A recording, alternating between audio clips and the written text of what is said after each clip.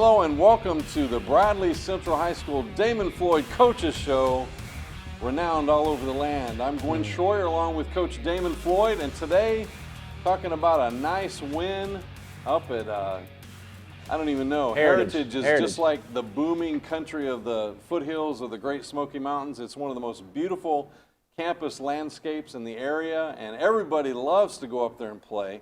Not just because of the environment, but also it's a good competitive environment. Yeah. And what kind of outlook did you take up there with you? Well, we knew we probably had the edge in talent, if we're being honest. And but it boils down to us going up, lining up correctly, reading your keys, doing your assignment, and executing. And so I was proud of the team for the most part of doing that. I felt like we've improved since game 1 and game 2. So. Anytime you play an opponent that you feel like probably you got them overmatched, that's the things you're looking for, and that's what happened Friday night. So in coaching placement, I know you guys come up with a scheme each week for a particular type of play set on a team. What was the motivation defensively? Because that seemed to have a huge impact right away. Yeah, I mean, it's the same every week. I mean, obviously the game plan changes depending on who you're playing and what their strengths are, and that's, we're trying to play to their strengths and slow them down a little bit, but I think the biggest thing is our kids just have to get after it. You know what I mean? It's got to be relentless pride on every single play. Trust your teammate, do your job. All those coaching cliches you hear, from every team. It's the same thing we're preaching. So there's no secret. But lining up correctly, reading your keys, doing your job consistently with relentless pride is what we preach here at Bradley. And I thought Friday night, we really did a good job of doing that. Did see a lot of relentless pride. Felt like the team showed up, showed out, and gave a lot of improvement, like you're saying. On offense, looked like you had a positive running game and a positive play in the air. Yeah. So, I mean, Aiden McClary seems like he's come a long way since game 1. Yeah, I think he's settling in, and, it's his offense now. And that's the way he feels. And, the good thing is our running game is really good right now with Jackson Wilson and Javon. I mean, either one of those guys, it's, I've mentioned before, Thunder and Lightning, I think they really play well off each other. And then offensive line is really starting to gel. And I thought Friday night, they played really well, not only in the run game, but also protecting Aiden. And, Aiden was able to throw some strikes, and receivers made some good catches and plays, like Cannon Hall. I think he maybe had one or two touchdowns. 2 touchdowns.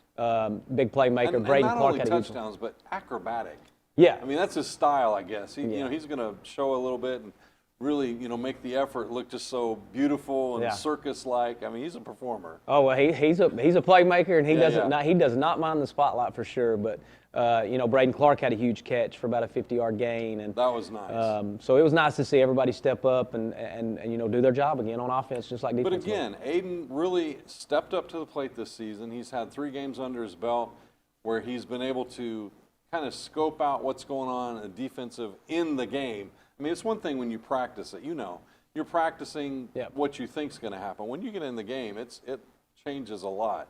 It seems like his eyes are open. Maybe the motion has slowed down a little bit where he can really adjust and see what's going on. He's not making those trying to hold on to the ball too long. It seemed like he's taking effect, trying to scope out within 3 to 5 seconds the game play how it's going to happen. Yeah, and like you mentioned, it's totally different from practice to games. There's a lot of quarterbacks that look really good in practice. Yeah. And then one of the things coaches say is when live bullets are going. And that's game action. And Aiden's got so much composure. He's a 3-sport guy. He's played basketball. He plays baseball, and he's competitive in all of them, and he's very good in all of them. Very athletic. Successful, yeah. So he did need practice time to prepare for games. But once he gets in a game, it's like he's been there forever. And, to him, it's not a big deal. Now, is there things he's still got to improve on? Yes. But so does everyone else on the team. But we're happy with his progress to this point. So I don't want to pick on him a little bit, but composure and confidence, and I guess the way you carry out your relationship within that, field with your teammates. I mean, how is that reflecting on him? Pretty well, I imagine. Yeah. Does the team feel like his leadership is kind of propelling them? Yeah, I think so. I mean, it's nothing they tell me, but you can tell the team has rallied around him. When Javen was there, they rallied around Javen. Sure, our team understands the quarterback's in charge of the offense. Right. And that's his show. And now that Aiden's the quarterback, I think our team, he's got teammates that love him and they care about him. And, our offensive line, their job is to protect him. And I think you see it, every rep in practice, obviously every rep in the game, they care about Aiden. That's his teammate. That's their brother. So they're doing everything they can. Now, Aiden's the things he's got to improve on is just the overall making sure everybody's lined up correctly. Defensive, if they miss a line, check to something that puts us in a more successful play. And that's things it just takes time. So there's that hesitation that everybody gets set and they look over to the line to see, what you want because you're taking that effort right now away from him, giving him the, freedom to, you give him the expectation. And I think that's comforting for him right now. But you're right. If he sees something, be able to make an adjustment on the moment. And that's the thing about spread offense, and our offense always, here, we've had a lot of success at quarterback because once they get on the field, it's their show. It's show, yeah. And not saying we don't correct them sometimes, but we let them make their calls. If they see something and they think it's going to work, go to it. We've had several good years of that, yes. Yeah, and I think that's what you have to do if you're going to run the spread offense. You have to let your quarterback run the show. So let's talk about injuries. Nobody really wants to talk about injuries, but this is the first game that we didn't have that oppressive humidity as a real game factor. And I'm sure that was a comfort level, so then you can avoid that. You don't have the serious cramp issues, kind of dumbing down what you want to do. It looked like a pretty successful game as far as not having those broader injuries. Yeah, we didn't have anything major. It's like I tell the kids all the time. After your first practice in football season, nobody's 100%. Right. If you're 100%, it's because you're not getting to play. That's true. And That's true. So, injuries are part of the game. We'll never make excuses or have that as a reason to not be successful. So our kids understand that you're going to get nicks and bruises. It's a tough sport. Guess what? Nobody cares. Slow getting off the field. Oh, yeah. And yeah, the it's a physical like, game. Get up. Yeah. Yeah, and that's the things we try to preach is get up off the ground and line up for the next play. And if you can't go, get out. The next guy in. Let's keep going. So. And your offensive line seemed to handle a lot of that. Yeah, it's a tight-knit group. To play offensive line, you got to be a special person. And because it's all about you protecting someone else. You're giving your body up on every play so the other guy can be successful. They don't get their name in the paper, but I think after guys play together on offensive line, that's friendships that are going to last forever, and those guys will be really close to them. Yeah, and hopefully those guys running the ball are giving them kudos. You see that in the NFL. They're like, he just bought me a new car or something, on and on. You can't do that in high school, but you definitely want to share that celebration. When we score or we do something tremendous, it's because the offensive line, set it up, maneuvered right, gave you an opportunity to do what you need to do. Exactly. Our running backs know that our offensive line is the reason they're having success. And they are definitely having some success. Yes, sir. So you go into halftime. Halftime, get your little pep talk. Everybody gets a breather, some, juice up a little bit. You've got the momentum, and you've got a game plan to keep it rolling. I guess every week you talk about that. We've got the game at hand. Let's not give it up. Let's, move forward. And this time you were not underneath, you weren't on a comeback. You were trying to sustain and keep moving. And it seemed the third quarter, fourth quarter just seemed to roll, right with that. Yeah, I think our depth obviously played a role. They had some guys going both ways. This game we actually didn't have anybody go both ways except for Rango Trent. He played a little bit of offense too, but it wasn't very hot, but it still plays an effect on you. When those guys are playing both ways, it's that third and fourth quarter, it's a long ball game. It is. Yeah. Our guys were fresh in the third quarter, and at halftime wise, it was just about continue to execute, do your job, not give up anything easy. That's right. If they do score a touchdown defensively, make them earn it. That's right. Offensively, don't turn the ball over. Just those little things that make any team successful in football. So you get the win, 2-1. I mean, you've got over the 500 hump, and you're looking towards this week, and we'll talk about that in just a moment. We'll take a commercial break, hear more from Coach Floyd right after this.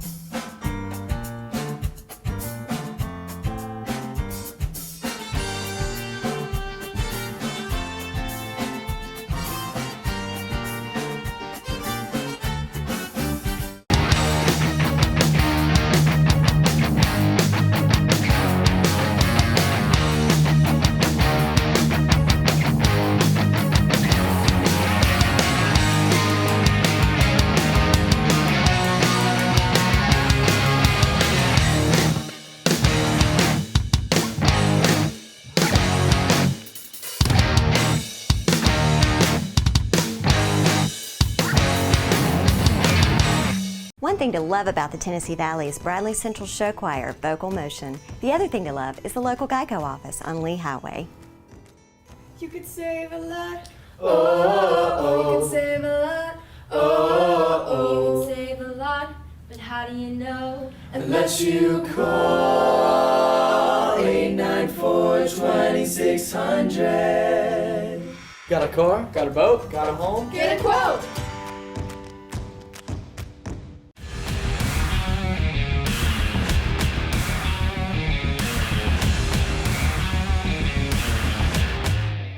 Welcome back to the Damon Floyd Coaches Show. I'm Gwen Shroyer, and Coach, we got a big one coming up this week. Tell us what your determination is and mindset, and the students. I know they're all about getting another win. Yeah. This one's going to be at home, and it's huge. Well, it's going to be a tough ball game. Bearden's known for being very successful in 6A football. You know, it's a large school with a lot of athletes, and they're very well coached. And you know, every year they've been very competitive. So we've had, I guess, this will be our fourth game with them in the last 6-7 years. All of them been very competitive. They have been. Yeah, and so we know it's going to be a tough physical ball game. And you know, the good thing is we're at home in Bear Stadium. And it feels good playing at home. Fans came out the last time we had a home game. I'm sure that, you know, ticket sales are already going, you know, towards this game like they should, and tickets will be available at the gate as expected. The visitor side will occupy probably a lot of the home fans to kind of spread it out. Social distancing is a must. You got the student section, you know, they've got a section Checkerboard kind kinda, of thing going on, and they did pretty good with that. You know, I thought they held to, you know, best they could. Yeah. You also have a lot of people down on the field. It gets crowded down there. You know, I'm down there. I see you guys trying to maneuver, sometimes press or other people are, you know, crowding around the football team and pushing out. But it always feels good to be at home. And, you know, the lights will be on, got the scoreboard. I guess you're not quite at the middle of the season yet, but it feels like, you know, you're getting there. And all the motions that you're trying to set into progress definitely need to be moving in the right direction already. And we see that with the offense and the defense this past week. So what are some of the things you're looking forward to? Consistency, you know, continuing to do the things That's a that good word. we've started to do. And I felt like last year that was our biggest problem, is we just weren't consistent. You know, we may have good series, offense, defense, special teams, and we have a bad one. So we're just looking, you know, for more consistency. And, you know, it is game 4, so we should have a lot of that stuff ironed out. There's no excuse for some of our mental mistakes that we're making. And those cut down a lot last week. So from a coaching standpoint, you know, making sure we line up correctly. I know I keep repeating myself, but those are the little things that win ball games. And against a team like Bearden, if you don't do those things, then, you know, just like last week we were on top, we could be on the bottom. That's right. So advantage is consistency. If you're consistent in what you're doing, what you're supposed to do, which, you know, you shouldn't get the pat on the back for doing all the things you should be doing. The pat on the back is for doing all of those things consistently, like you're using that word. You know, I look for you know, pretty sparked up game this week. Oh, I think so. I think so. You know, you talk about patting on the back, and as coaches, we focus on the negative. We're trying to fix the negative, and probably don't do a very good job of the positive. You know, if you make a play, we may give a high five or something, but really we don't talk about it. No. You know, it's like that's what you're supposed to do. Move on to the next play. You get 2 seconds to jump up and down next, you know, we're on next, you know. So touchdown just happened, woohoo. Now get that extra point lined up. That's right. In football, you got so many things going and so fast, you know, it's a play clock, and you only have so many seconds to snap the next ball. So maybe we can work on our celebration a little bit this week. That would be nice. But we know it's going to be a tough ball game, and you know, hopefully our kids come out and prepare this week in practice and are ready to go on Friday. Can we talk a little bit about special teams? That's kind of the thing that, you know, doesn't really get expressed enough. Yeah. And I know you guys put a lot of effort into that. It's not just the kicking side of the game, it's the returns, it's the blocking, you know, forming that up. Sometimes there's a surprise, you know, that comes into play. And then you don't want to give those things away, but at the same time, you want to make sure all of your focus is lined up. If you set a determination what you expect, that's what you want to see happen. Yeah, you want to get an advantage on special teams. You know, it's the third of the game. And if you do not execute on special teams, it can cost you the game. Keith Freeman's still coaching special teams? He teams? is. He's special teams coordinator, and, you know, done a really good job. We've got 5 kickers out. And speaking of, Rojas didn't get to kick last week because of an injury, and Ortiz stepped in and did great. Hit all of his field goal, or all of his extra points. Hit The kickoffs, he placed them where we wanted them on kickoff team. I don't think we punted a whole lot, maybe once, but we punted well. So special teams played a huge role in the win. It did play a huge, yeah, but it didn't get talked about enough. It does, kind of like I think offensive line. You just out, yeah, only if you make a mistake does it get talked about. So your return game on that, Javon and Cannon. Do you have any others that maybe an up back that you would like to be able to touch the ball if it goes that way? Well, we have Jackson Wilson and Riley Harmon right in front of them. Those two are running backs. So for us, obviously, we want to get in our playmakers' hands. Javon and Cannon are our playmakers. There's no doubt about it. But if it's kicked to Jackson or Riley, we feel really good about it. And, if you watch the game, Heritage adjusted their kickoff and did not want to kick it deep, which gave us good field position, to start on offense. You made them re-kick. I did. Like I said, we want to get the balls. So what were you thinking advantage-wise? Well, I was hoping they would try to kick it deep again. Yeah, and give you a chance to return. Cannon and Javon, it's like I tell them, look, if you don't get it on kickoff return, we're giving it to you on offense. That's so right. Either way, you're going to get the ball. Good point. Well, we're going to line up, with every man at, in their proper mindset. I know you guys probably took a little time this weekend to reflect on, what you did right, and then also we had a great JV game yesterday, and they played that game midday. You want to talk about that a little bit? Yeah. Well, first of all, I'll say so. Our varsity comes in on Sunday. Okay. Every Sunday we watch film for an hour, 5 to 6, split up offense, defense. Sunday night we went out and practiced. That way we gave varsity off Labor Day. But our JV did come in and play McMinn County, and Coach Dills was probably a little upset with me. We took a lot of those guys that were playing JV, and we had 3 freshmen start against Heritage on last Friday. So we were missing some guys on JV, but we still came out with a 14-0 win over rival McMinn County. So heated rivalry. Heated rivalry. Oh, so it was a huge win, and our defense played great. Offense, 14 points, enough to win the game. But like I said, a lot of those guys were playing varsity Friday night. So overall, it was a good weekend. We need another weekend like this coming up. So you've got a few days to finish preparation, get everybody in conditioning, and, mindset. Anything else you want to roll out about this week? I know we want the fans to be there. Yeah. If you can take the time to come out and pledge yourself to be there, we need you on the side, Bradley roaring and making a lot of noise and make this a fun, exciting game. The students really play off of that. They don't like us silent. I can't even imagine those teams that have to play without a crowd. That's just harsh. I watched it in MLB. I'm just like, it just doesn't feel, the same kind of energy. But well, against Walker Valley, we were half capacity, but I think our players would tell you we heard a lot of noise. We fed off that energy, and Bear Stadium's always been that way. So I'm sure it'll be that way Friday night. Well, we look forward to an exciting game Friday night, and we hope that you can be there as well. I'm Gwen Shroyer, and this has been the Damon Floyd Coaches Show along with Coach, and signing out for now. God bless and go Bears.